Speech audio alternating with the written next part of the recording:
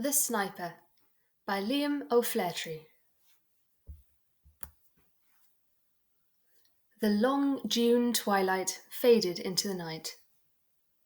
Dublin lay enveloped in darkness, but for the dim light of the moon that shone through fleecy clouds, casting a pale light as of approaching dawn over the streets and the dark waters of the Liffey.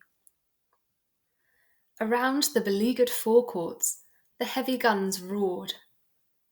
Here and there through the city, machine guns and rifles broke the silence of the night spasmodically, like dogs barking on lone farms. Republicans and Free Staters were waging civil war.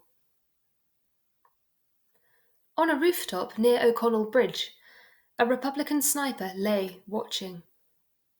Beside him lay his rifle, and over his shoulders was slung a pair of field glasses. His face was the face of a student, thin and ascetic, but his eyes had the cold gleam of the fanatic.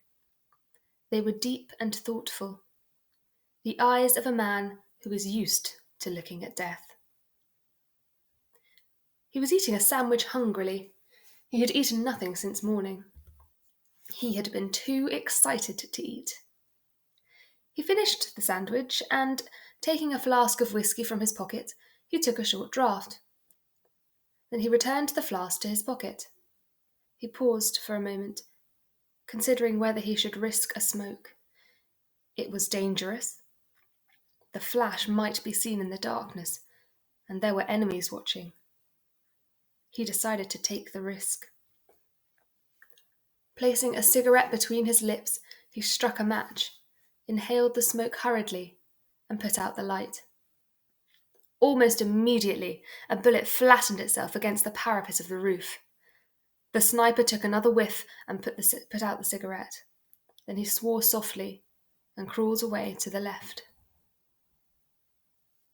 Cautiously, he raised himself and peered over the parapet. There was a flash, and a bullet whizzed over his head. He dropped immediately. He had seen the flash. It came from the opposite side of the street.